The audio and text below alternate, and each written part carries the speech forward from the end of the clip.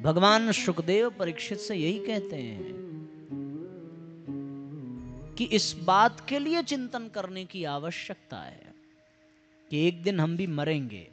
इसका मतलब अपनी मृत्यु को याद करो। मरने का मतलब क्या?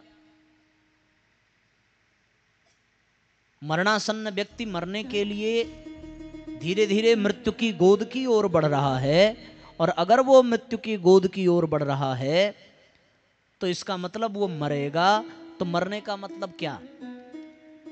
अगर मरने का मतलब ठीक से समझ लिया जाए तो अपने आप मरने वाले व्यक्ति को क्या करना चाहिए, इस प्रश्न का उत्तर मिल जाएगा। मरने का मतलब क्या है? मरने का मतलब यह है साथियों, न जायते म्रियते वा कदाचिन्नायं भूत्वा भविता वा न भूयः अजो नित्यः शाश्वतोयम पुराणो न हन्यते हन्यमाने शरीरे। मरने का मतलब इस शरीर को छोड़कर किसी दूसरे शरीर में प्रवेश करना।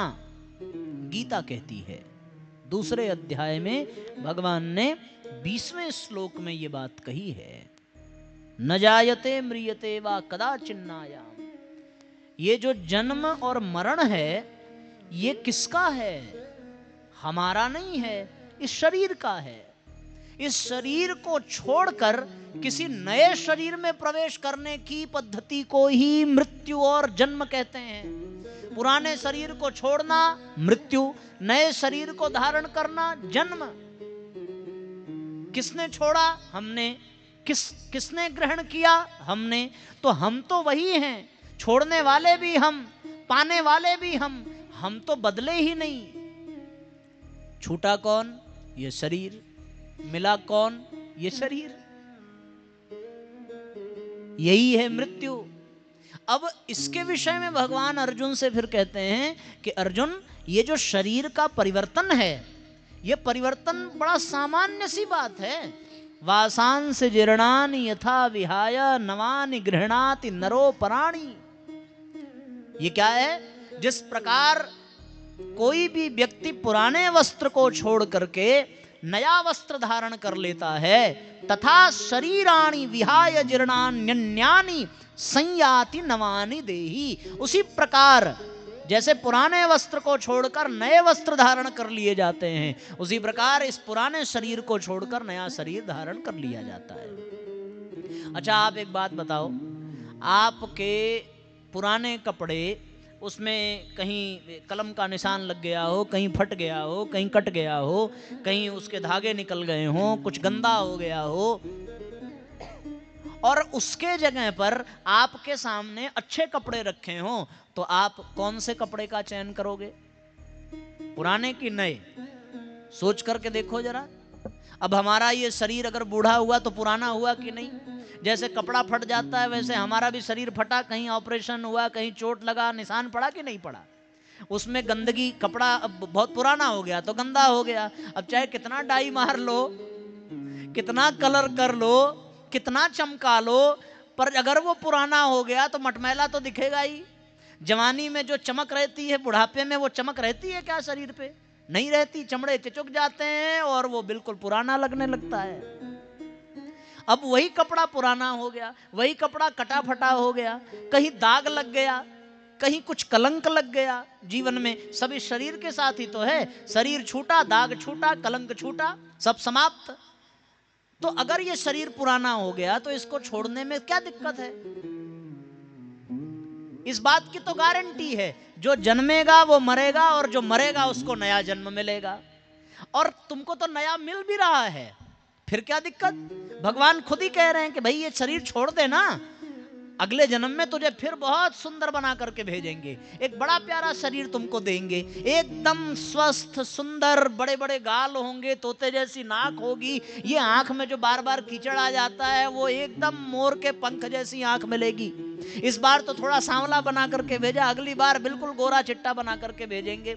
इस बार तेरे पैर टूट गए हैं, अगली बार पैर बिल्कुल मस्त मिलेगा, दाढ़ी मूंछ एकदम शानदार मिलेगी। और जब नए घर में जाएगी तो नया डायपर मिलेगा, नया परफ्यूम मिलेगा, नए लोग मिलेंगे, नया खानदान मिलेगा, नई चीजें मिलेंगी, नया पैसा रुपया मिलेगा।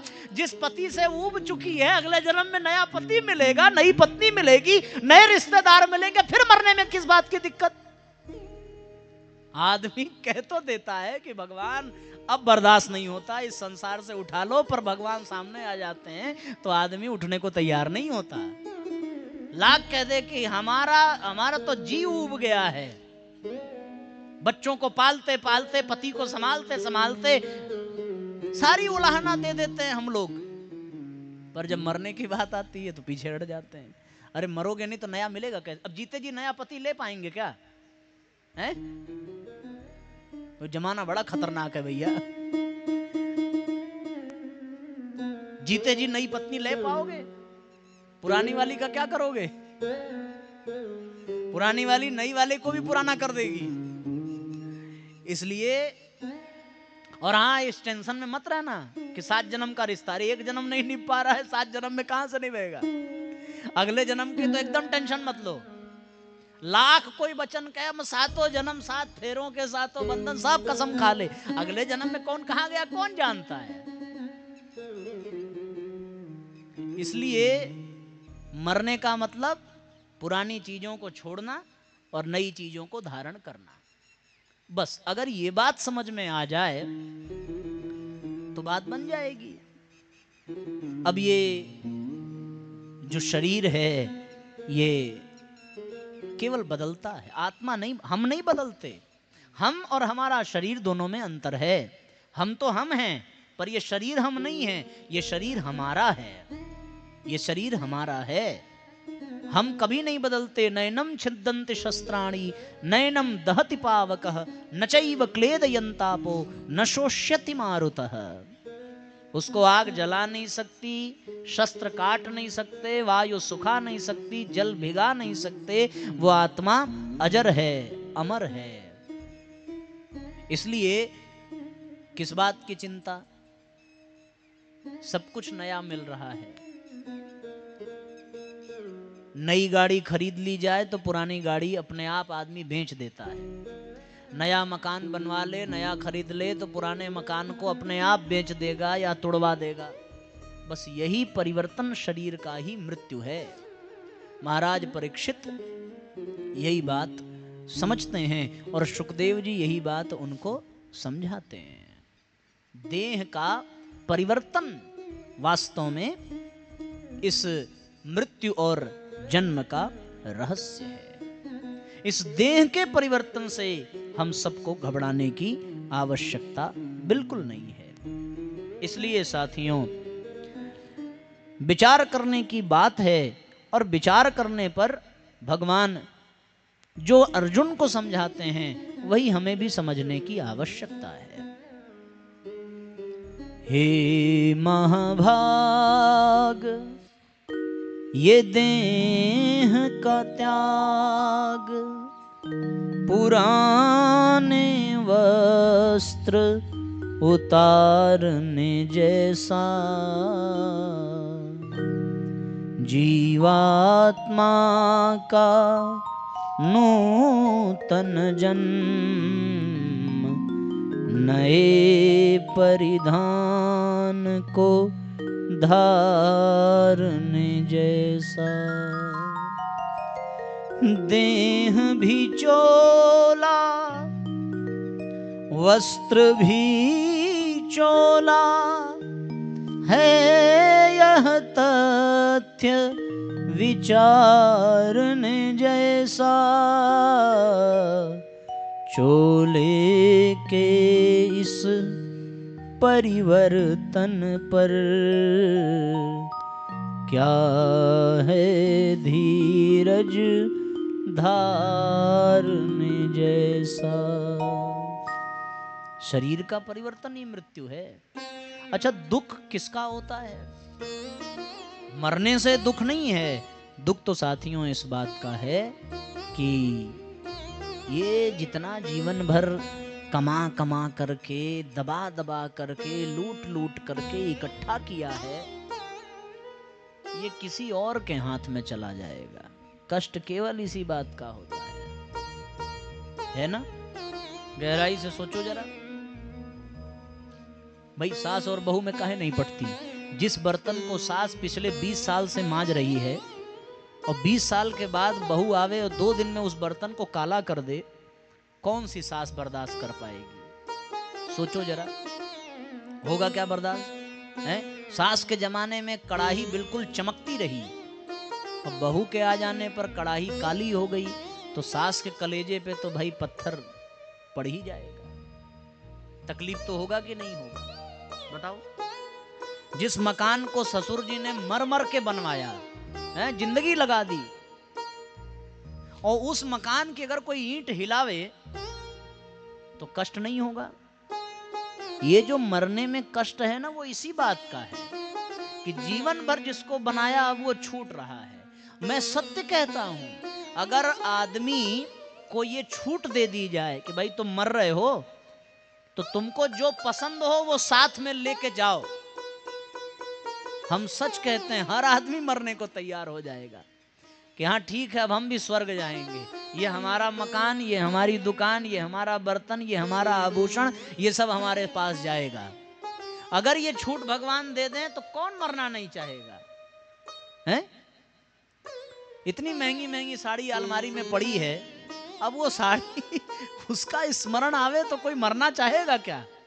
है? कोई बुआ के शादी में मिली तो कोई भतीजे के शादी में मिली, तो कोई मामा के यहाँ मिली, तो कोई इनके यहाँ मिली, कोई उनके यहाँ मिली, सब इसलिए रखे रहे कि एक दिन पहनेंगे। उस एक दिन आने से पहले ये वाला दिन आ गया।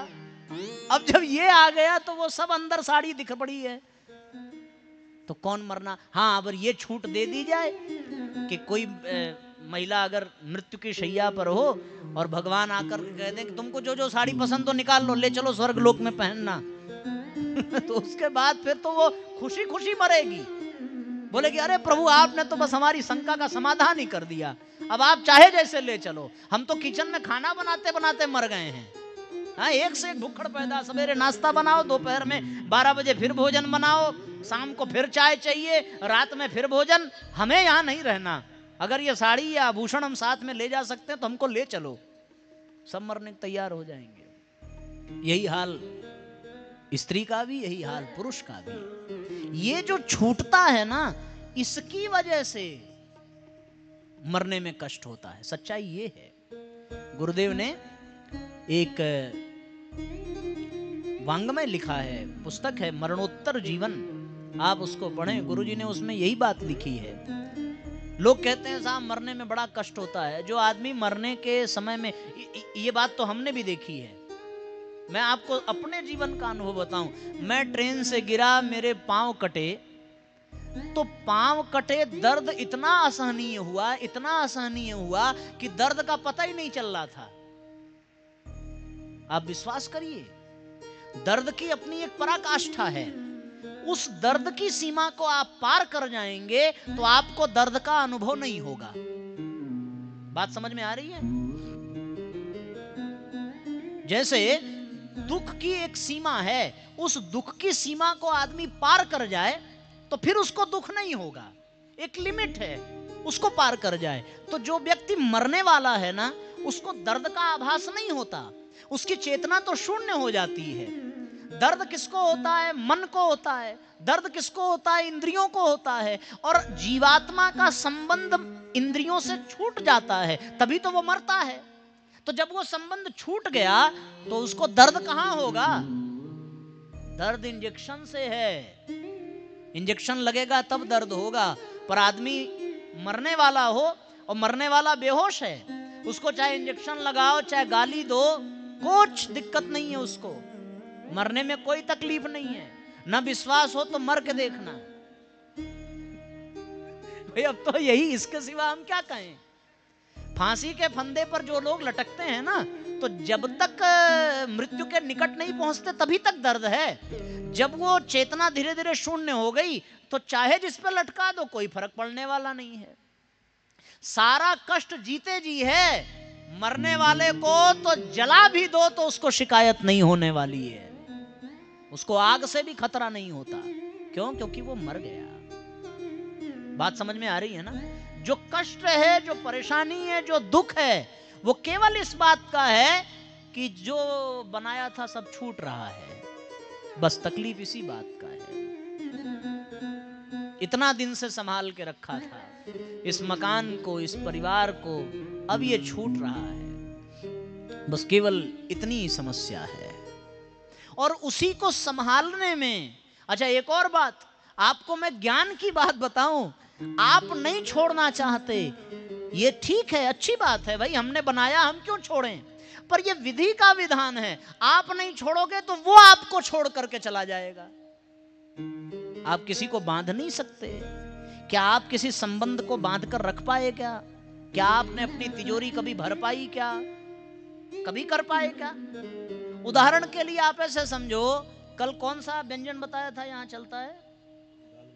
दाल बाटी चूरमा।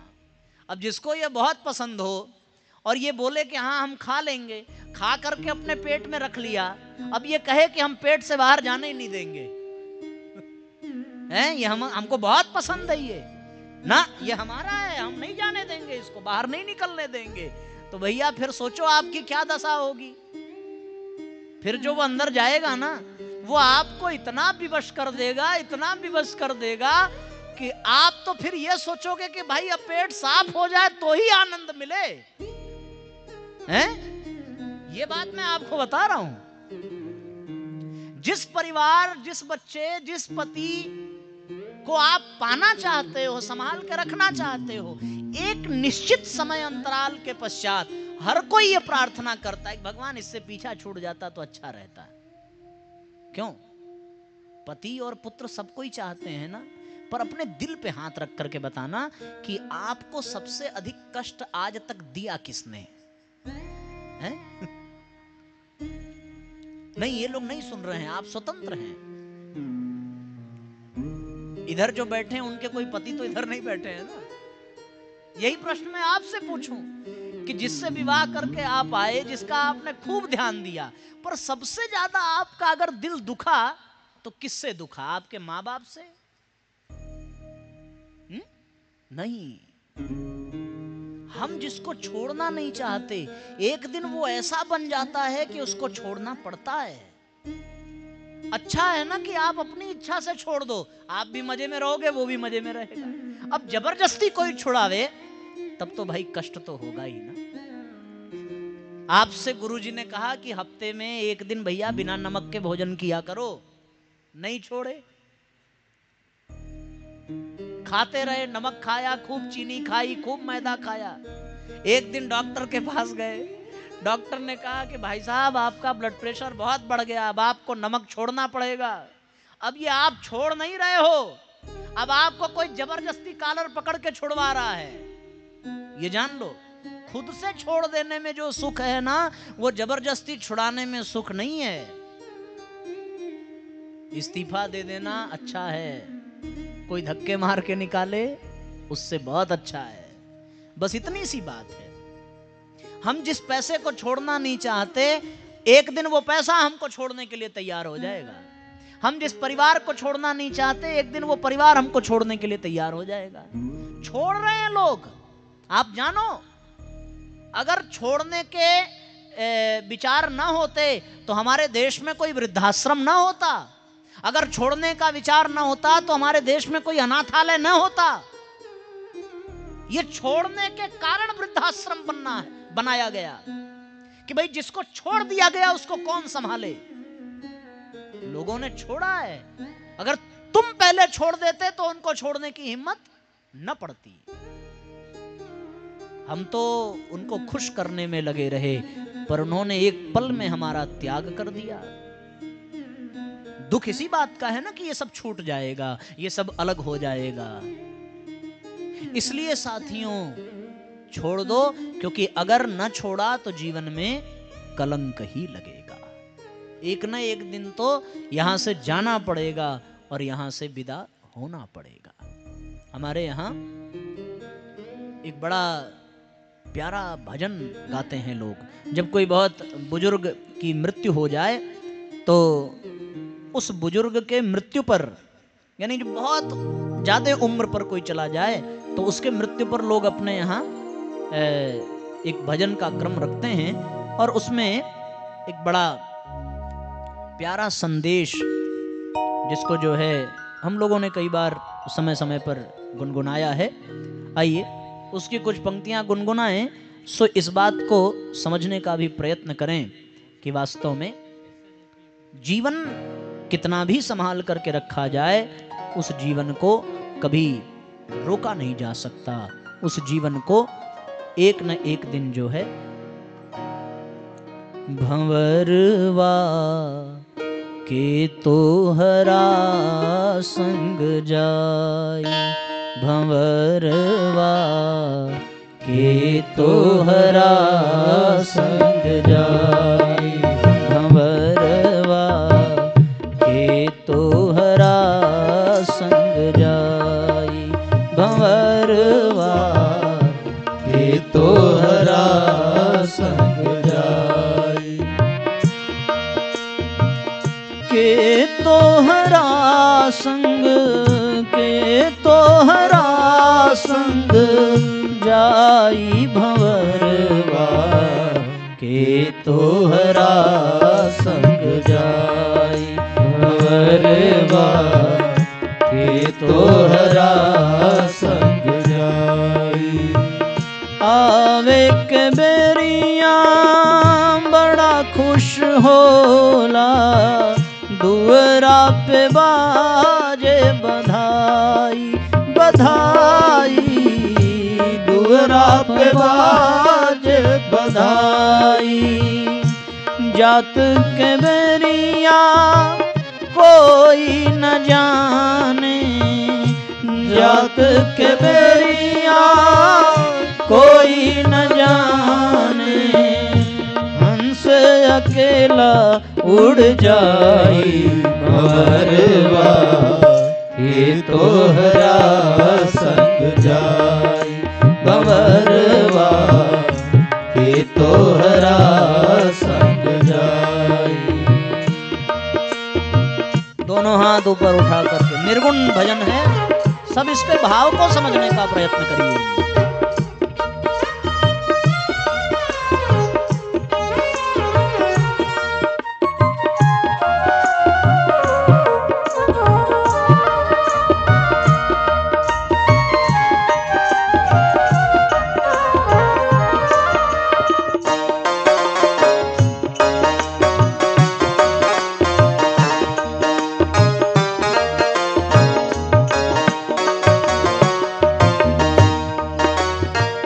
डेहरी पकड़ के मेहर रोवे, डेहरी पकड़ के मेहर रोवे, बाह पकड़ी के भाई हो भाई, बाह पकड़ी के भाई। बीच अंगनवा माता जी रोवे, बीच अंगनवा माता जी रोवे, बबुआ के हो खेला विदाई, भंवरवा के तोहरा संग जाई, भंवरवा के तोहरा संग जाई।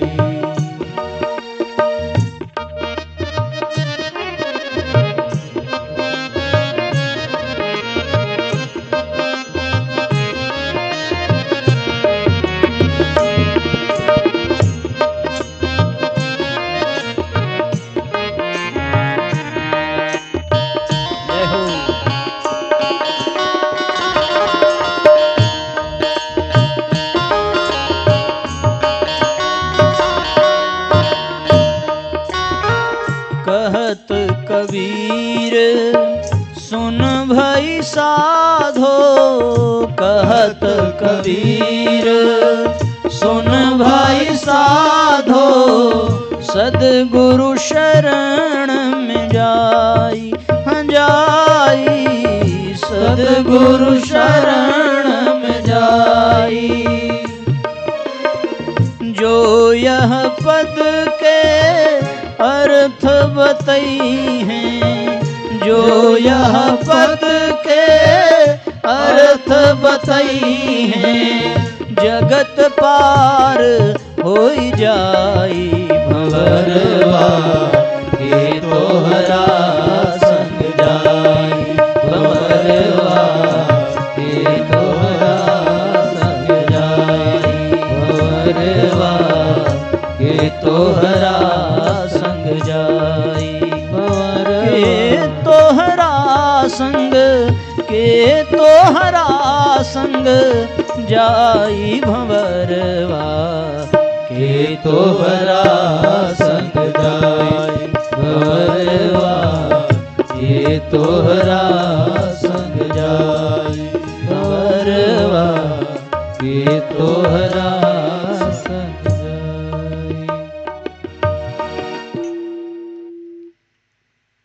इसलिए साथियों बुद्धिमानी इसी में है कि जब कोई चीज छूटनी ही है एक दिन तो खुद से छोड़ दिया जाए।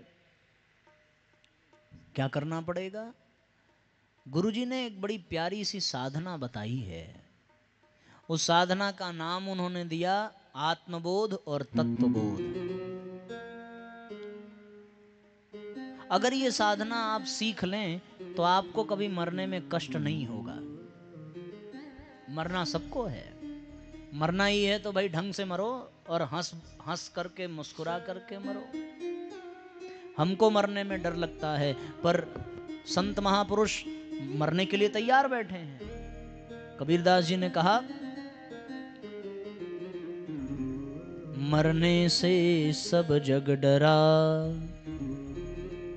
मेरे मन आनंद। ओ मरने से सब जग डरा, मेरे मन आनंद। कब मरी हो कब भेंटी हो, पूरन परमानंद। कब मरेंगे कब भगवान मिलेंगे। इसलिए मरना मरना ना हो, मरना मिलन बन जाए, मरण मिलन बन जाए। उसके लिए ये साधना सीख लीजिए, तत्वबोध और आत्मबोध। क्या करें? देखो, जब हम रात में सोने जाते हैं, कौन कौन रात में सोने जाता है? हाथ उठाओ जरा। हैं? जितने लोग हाथ उठा रहे हैं केवल वही लोग सोते हैं रात में। यहां कोई रात में सोता नहीं है क्या? कौन कौन रात में सोता है? हाथ उठाओ जरा। जो लोग ज्यादा सोते हैं वो दोनों हाथ उठाओ। जो सपना बिना देखे सोते हैं वो उठ जाओ। क्या कहें अब? पहले तो हाथ नहीं उठा रहे थे ये लोग, हैं? हम भी कंफ्यूज हो गए कि भाई ये लोग सोते नहीं है क्या रात में? सब सोते हैं। तो आप एक बात बताओ, जब आप रात में सोते हो तो क्या आप अपने साथ मकान को लेके सोते हो? अपने परिवार को लेके सोते हो? अपने धन दौलत को लेके सोते हो क्या? छोड़ के ही तो सोते हैं ना हम। इसलिए आप एक काम करो, आप जब आज रात में सोने जाना तो आप सोने से पहले बिस्तर पर तन करके बैठना, नेत्र बंद करना और आपको जो जो पसंद हो हर उस सामान, धन दौलत, परिवार, रिश्तेदार सबको याद करना और फिर भगवान से ये कहना कि प्रभु हम सोने जा रहे हैं, यह हमारा पैसा, हमारा रुपया, हमारा धन, हमारा दौलत, हमारे रिश्तेदार, हमारा बेटा बेटी पति, ये सब संभालने की जिम्मेदारी किसकी? आपकी। हम सब कुछ आपकी शरण में समर्पित करते हैं। कठिन लगेगा ये? आसान है ना? अपने आप बहुत सरल है ये। अगर आपने भगवान को, अपने पति को समर्पित न किया तो पति को कोई भी ले जाएगा। हाँ, तुमको तो नींद में पता भी नहीं चलेगा। आपको लगेगा कि पति बगल में सोया, पर सोने के बाद कौन जिम्मेदार होगा? हो सकता है आपके सोने के बाद वो चला जाए। जो बेटा जो बेटी आपके बगल में है, आपके सोने के बाद उसको कौन संभालेगा? तो जब उसको ही संभालना है तो ये बात हम एक्सेप्ट कर लेना, और हम ये कहते हैं भगवान से कि प्रभु आज से जब तक हम सो करके नहीं जगेंगे तब तक ये बेटा आपका, ये बेटी आपकी, ये पैसा आपका, ये मकान आपका, ये दुकान आपकी, सास ससुर भी आपके, इनको भी भगवान संभालना। सब भगवान को दे दीजिए।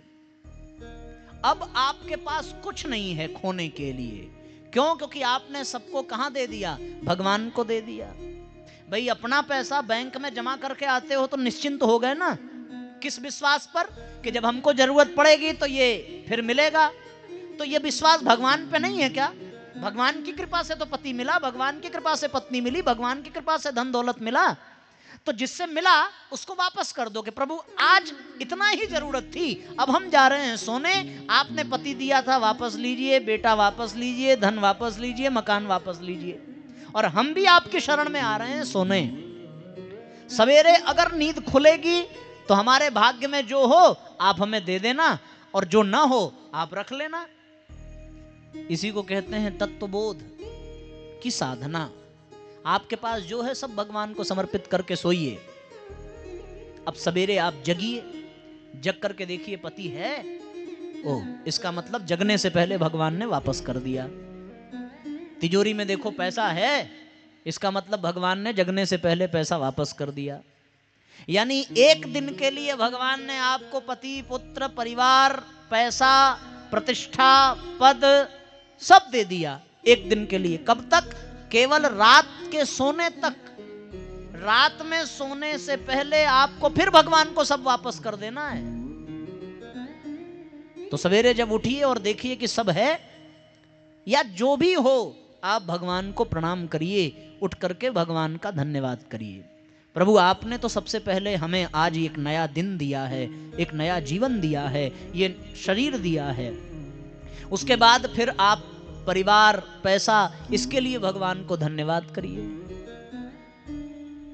ये कर पाएंगे कि नहीं? कठिन लग रहा है, बहुत इजी है ना। बस सवेरे उठ करके बिस्तर पर इतना ही तो कहना है, प्रभु आपने जो दिया उसके लिए आपको बारंबार धन्यवाद। हम आपको वचन देते हैं कि आपने जो दिया है उसका हम दुरुपयोग नहीं करेंगे। ये वचन भगवान को देना।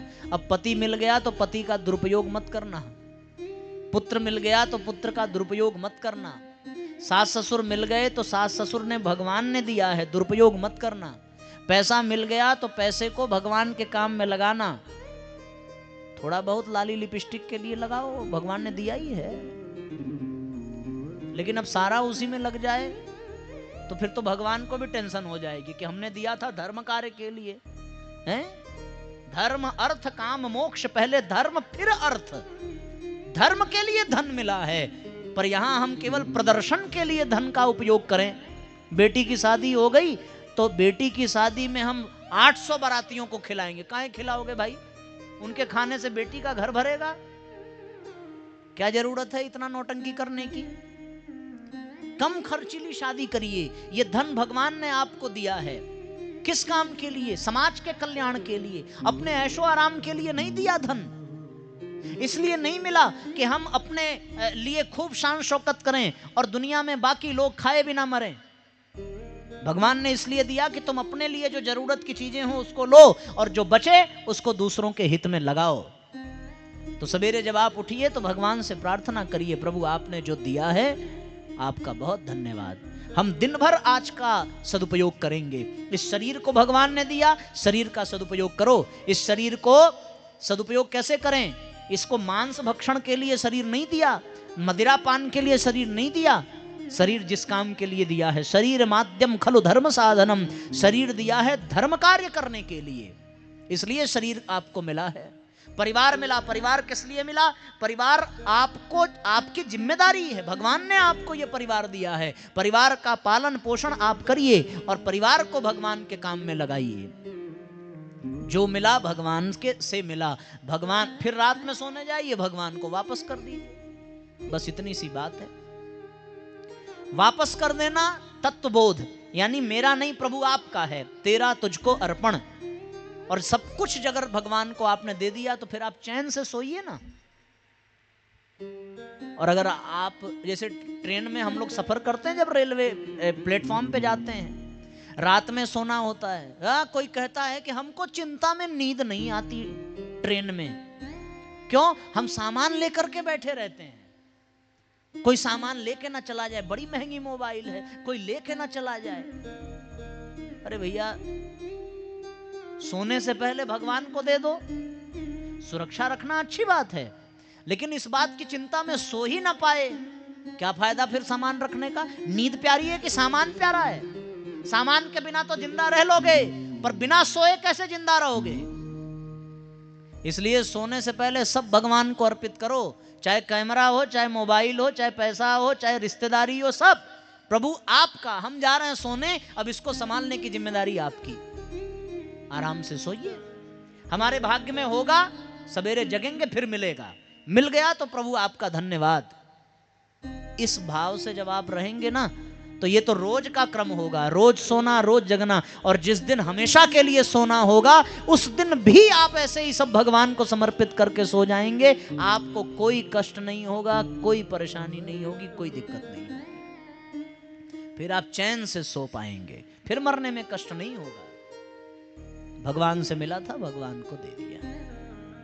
यही बात महाराज परीक्षित को शुकदेव ने सुनाई, और इसको सुनने के पश्चात शुकदेव परीक्षित महाराज बहुत प्रसन्न हुए। अब परीक्षित के मन में और जिज्ञासाएं जगी कि अब चलो ये सूत्र तो मिल गया, अब और कुछ पूछना चाहिए। और फिर परीक्षित ने और प्रश्न किए हैं, लेकिन जैसे ही परीक्षित ने अगला प्रश्न करने की सोची, वैसे परीक्षित का ध्यान घड़ी पर गया। फिर परीक्षित ने देखा कि 4 बज गया है। अयाना में जो लोग आए हैं उनको घर भी जाना है,